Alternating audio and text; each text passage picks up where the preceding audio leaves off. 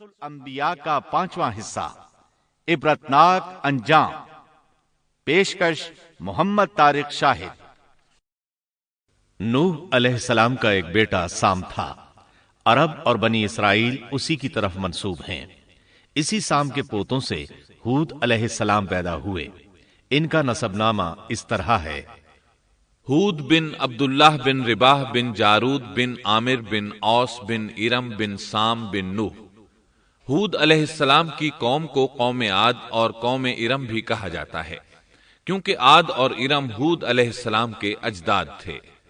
قوم ہود احقاف نامی ایک بستی میں آباد تھی، اور یہ بستی عمان اور حضرہ موت کے درمیان ریت کے ٹیلوں والے علاقے میں تھی۔ عربی میں احقاف ریت کے ٹیلوں کو کہتے ہیں۔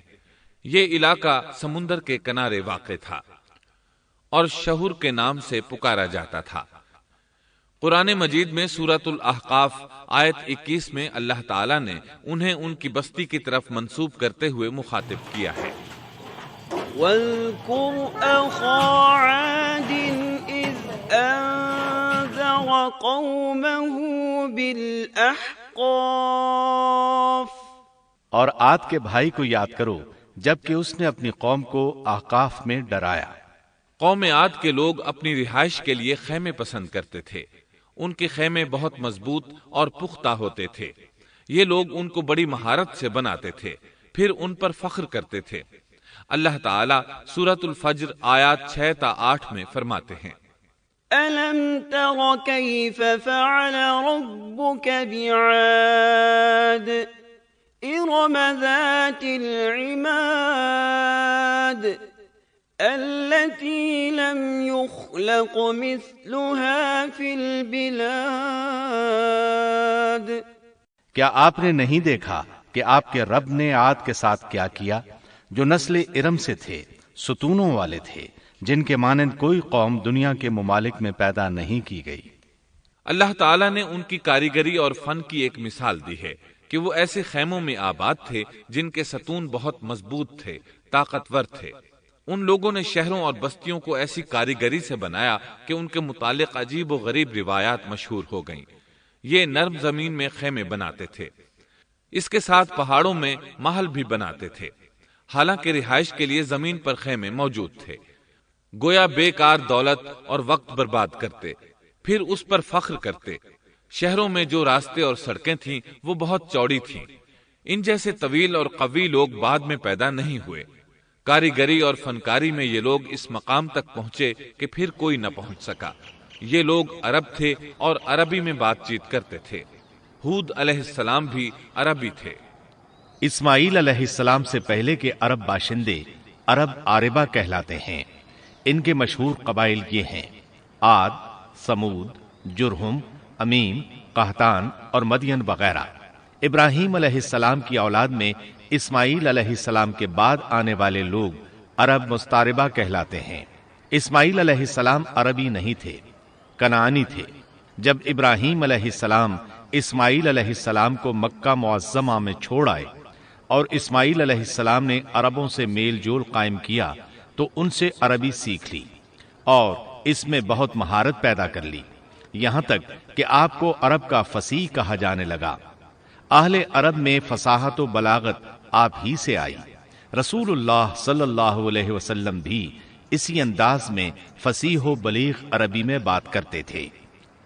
طوفان نوح کے بعد جب دوبارہ لوگوں کو پیدا کیا گیا تو وہ ایک مرتبہ پھر ان بستیوں میں رہنے کے لیے چلے گئے جہاں نوح علیہ السلام رہا کرتے تھے۔ نوح علیہ السلام شام کے شمال اور ترکی کے جنوبی علاقوں میں رہا کرتے تھے۔ لوگ یہاں آباد ہو گئے۔ پھر یہاں سے کچھ لوگ فلسطین اور شام کی طرف ہجرت کر گئے اور کچھ لوگ جزیرے کی طرف ہجرت کر گئے، اور قوم عاد جزیرے کے جنوب میں آ کر آباد ہو گئی۔ اس وقت تمام لوگ توحید پر تھے۔ طوفان کے ساتھ جب زمین پامال ہو گئی تو اس پر سوائے نوح علیہ السلام کی اولاد کے اور کوئی زندہ نہ رہا۔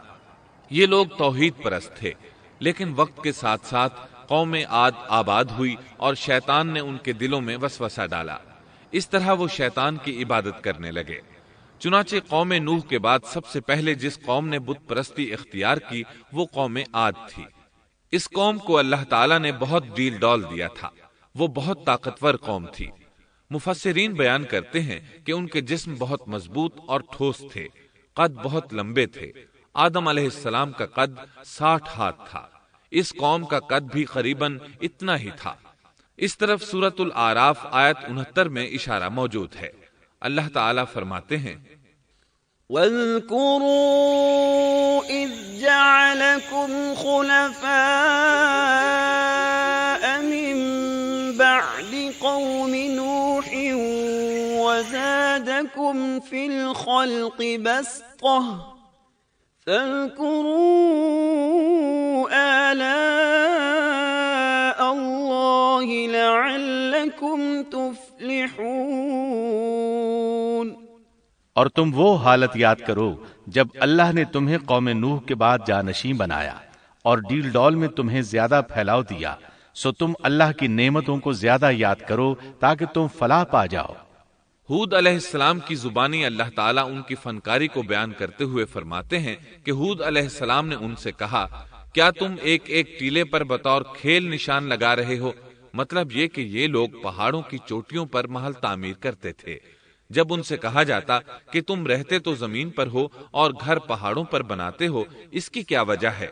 اور تم اتنے مضبوط محل تعمیر کر رہے ہو، گویا ہمیشہ یہیں رہو گے۔ وہ لوگ دراصل ٹیلوں، گھاٹیوں، دروں اور پہاڑوں پر عمارات تعمیر کرتے تھے، اور ان کا مقصد ان میں رہنا نہیں تھا، بلکہ صرف کھیل کود کے لیے ایسا کرتے تھے۔ ہود علیہ السلام نے انہیں جھنجھوڑا کہ تم ایسا کام کیوں کرتے ہو جس کا کوئی مقصد نہیں، جس کام کے فضول ہونے میں کوئی شک نہیں۔ ہود علیہ السلام انہیں واعظ کرتے تھے، اے میری قوم، اللہ نے تمہیں بڑی قوت سے نوازا ہے۔ تمہاری طاقت کا عالم یہ ہے کہ جب تم کسی پر ہاتھ ڈالتے ہو تو ظلم کرتے ہو، کوئی شخص تمہارے سامنے آنا گوارا نہیں کرتا۔ لہذا اللہ سے ڈرو اور میری پیروی کرو، اس سے ڈرو جس نے ان چیزوں سے تمہاری مدد کی۔ اللہ تعالیٰ نے اپنی ہر طرح کی نعمت، مال، اسباب، اولاد، باغات، شہر، قوت، جسامت اور صنعت کاری سے تمہیں نوازا ہے، لہٰذا تم اللہ سے ڈرو اور میری اطاعت کرو۔ لیکن ان کی قوم نے کوئی اثر نہ لیا، نہ ان پر ایمان لائی، الٹا لگی تکبر کرنے، اللہ کی حمد کی بجائے اس کی ناشکری کرنے لگی۔ اور تکبر کے بارے میں بات یہ ہے کہ جب سے ابلیس نے اس کو اختیار کیا، یہ اس وقت سے آزمائش بن چکا ہے۔ اللہ تعالیٰ سورہ حامیم السجدہ آیت 15 میں فرماتے ہیں، فَأَمَّا عَادٌ فَاسْتَكْبَرُوا فِي الْأَرْضِ بِغَيْرِ الْحَقِّ وَقَالُوا مَنْ أَشَدُّ مِنَّا قُوَّةً أَوَلَمْ يَرَوْا أَنَّ اللَّهَ الَّذِي خَلَقَهُمْ هُوَ أَشَدُّ مِنْهُمْ قُوَّةً۔ پس قوم عاد نے تو بے وجہ زمین میں سرکشی شروع کر دی اور کہنے لگے کہ ہم سے زوراور کون ہے؟ کیا انہیں یہ نظر نہ آیا کہ جس اللہ نے انہیں پیدا کیا ہے وہ ان سے بہت ہی زیادہ زوراور ہے؟ جب یہ لوگ اپنی سرکشی اور کفر میں حد سے بڑھ گئے، تب اللہ تعالیٰ نے ہود علیہ السلام کو ان کی طرف بھیجا۔ انہوں نے انہیں اللہ کی طرف بلایا اور کہا، اے میری قوم، اللہ کی عبادت کرو، اس کے سوا تمہارا کوئی معبود نہیں۔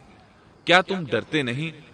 قوم کے کافر سردار کہنے لگے، ہم تو دیکھتے ہیں کہ تو نری بے وقوفی میں ہے، ہمارے خیال میں تو جھوٹا ہے۔ اس پر ہود علیہ السلام نے فرمایا، میری قوم، میں بے وقوف نہیں، میں تو تمام جہانوں کے پروردگار کی طرف سے بھیجا گیا ہوں، تمہیں اپنے رب کے پیغامات پہنچا رہا ہوں، اور ہوں بھی تمہارا دلی خیر خواہ اور امانت دار۔ کیا تم اس بات سے تعجب کرتے ہو کہ تم میں سے ایک شخص کی معرفت، اللہ کا ذکر تم تک پہنچا کہ وہ تمہیں خبردار کر دے؟ تم اللہ کی اس نعمت کو یاد کرو کہ اس نے تمہیں قوم نوح کے بعد خلیفہ بنایا اور ڈیل ڈول میں تمہیں زیادہ پھیلاؤ دیا۔ تم اللہ کے احسانات کو یاد کرو تاکہ فلاح اور نجات پا جاؤ۔ ہود علیہ السلام نے اللہ کی عظیم نعمتوں کے ساتھ انہیں نصیحت کی، لیکن وہ بدبخت کفر ہی کرتے رہے۔ آخر انہیں جھنجھوڑنے کے لیے انہوں نے فرمایا، اے میری قوم، اللہ ہی کی عبادت کرو، اس کے سوا تمہارا کوئی معبود نہیں، تم تو صرف بہتان بازی کر رہے ہو، یعنی جن بتوں کی تم پوجا کر رہے ہو ان کی پوجا تم نے خود گھڑی ہے، اللہ تعالیٰ نے تو اس کے متعلق کوئی دلیل نازل نہیں فرمائی۔ میری قوم کے لوگوں، میں تم سے اس دعوت و تبلیغ کی کوئی اجرت نہیں مانگتا، میرا اجر اس کے ذمے ہے جس نے مجھے پیدا کیا ہے، تو کیا تم پھر بھی عقل سے کام نہیں لیتے؟ اے میری قوم کے لوگوں، اپنے رب سے گزشتہ گناہوں کی معافی طلب کرو، آئندہ گناہوں سے توبہ کرو تاکہ وہ برسنے والے بادل تم پر بھیج دے اور تمہیں طاقت میں اور بڑھا دے، تاکہ تم گناہگار ہونے کے باوجود روگردانی نہ کرو۔ ہود علیہ السلام مسلسل انہیں دعوت دیتے رہے، لیکن وہ ظالم قوم نوح کی طرح ان کا مذاق اڑانے لگی اور کہنے لگی، ہمارے خیال میں تو بے وقوف ہے اور شاید تو ہمارے کسی معبود کے بڑے جھپٹے میں آ گیا ہے، تو ہمارے بتوں کو برا کہتا ہے، اس لیے ان میں سے کسی کی مار تم پر پڑی ہے، اسی لیے تو ذہنی مریض بن گیا ہے۔ وہ ظالم لوگ چونکہ آخرت پر ایمان نہیں رکھتے تھے اور دنیا میں خوشحالی کی زندگی بسر کر رہے تھے اور تھے بھی اپنی قوم کے سردار، اس لیے اپنے ماتحتوں سے کہنے لگے، یہ تو تم جیسا ہی انسان ہے، وہی کچھ کھاتا ہے جو تم کھاتے ہو اور پیتا بھی وہی کچھ ہے جو تم پیتے۔